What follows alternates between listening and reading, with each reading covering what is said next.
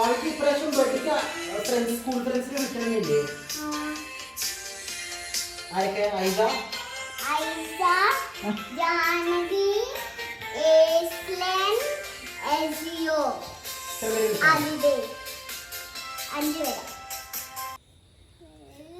ഇത്തിരി കഷ്ടപ്പെടാവില്ലേ നമ്മള്?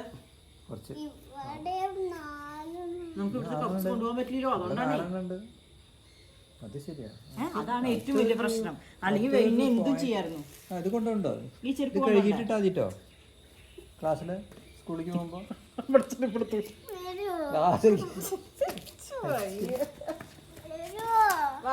എന്താ ഞമ്മ പറഞ്ഞ എന്താ തോന്നണേ? ശരിയല്ലേ? കൊറേ സാധനങ്ങൾ നമ്മൾ എടുത്തു തരട്ടെ കടയിൽ വന്നിട്ട്? ഞങ്ങൾ കടയിൽ വന്നിട്ട് സാധനങ്ങൾ എടുത്ത്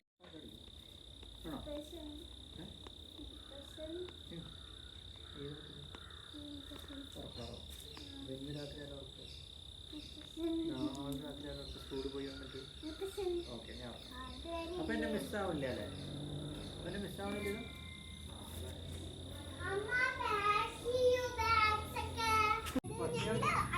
പട്ടിണി എടുക്കും.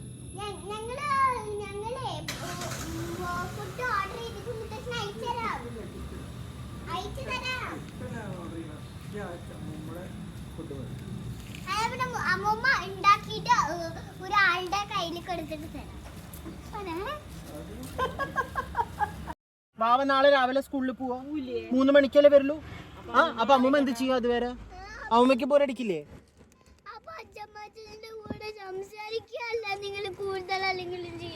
അയ്യോ അല്ലല്ലോ, എനിക്ക് ബാവേനെ ഇഷ്ടം.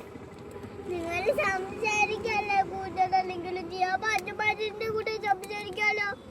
നമ്മൾ രണ്ടാളല്ലേ സംസാരിക്കാറ് എപ്പോഴും? ആണോ അല്ലേ?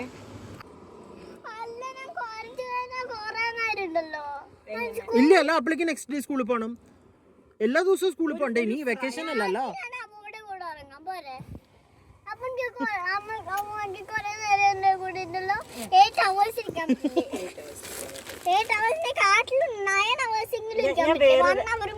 വേറൊരു ഐഡിയ പറഞ്ഞാലോ?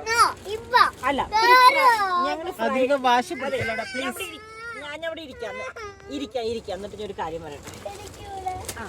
അതെ, ഞാനൊരു ഫ്രൈഡേ നൈറ്റ് വന്നു വിചാരിക്കാം. Super idea. കേക്കൂ അമ്മ പറയുന്ന ഐഡിയ ഒന്ന് കേക്കൂ. നല്ല ഐഡിയ. അതൊക്കെ ഇതിൽ അടിക്കില്ല. ഫ്രൈഡേ നൈറ്റ് വരണു. സാറ്റർഡേ ഫുൾ ഡേ വാവയുടെ കൂടെ, സൺഡേ ഫുൾ ഡേ വാവയുടെ കൂടെ. അല്ല, 4 days. കേക്കൂ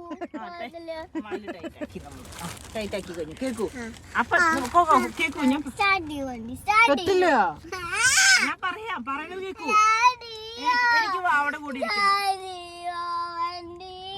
പ്ലീസ്. കേക്കുണ്ടോ? മൺഡേ സ്കൂളിൽ പോയില്ലേ? അല്ല കണ്ണാ, വരുന്നില്ല അമ്മൂമ്മ. കണ്ണാ വരുന്നില്ലടാ അമ്മൂമ്മ. ഞാൻ പറഞ്ഞേക്കൂ. അവിടെ സ്റ്റാർട്ട്. നമുക്ക് അങ്ങനെ 3 days ഉണ്ടാവും. 3 അല്ല 4 days അല്ല അമ്മ? 4 days. അപ്പുണ്ടാവും. അങ്ങനെയല്ലോ, നല്ല ഐഡിയ അല്ലേ അത്? അപ്പൊ ഭാവിക്ക് എന്തൊക്കെയാ കൊണ്ടുവരണ്ട അമ്മ?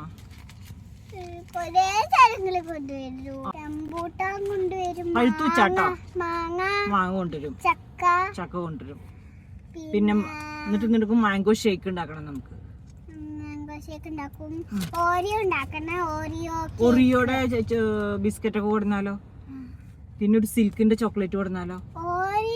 ബിസ്ക്കറ്റ് കൊണ്ടുവരണം, ഡയറി മിൽക്കും കൊണ്ടുവരണം. വലിയ ഡയറി മിൽക്ക് ചെറുതാ?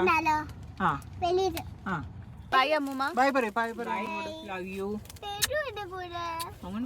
ഫ്രൈഡേ വരില്ലേ? ഫ്രൈഡേ എടുക്കട്ടെ വണ്ടി അച്ഛൻ.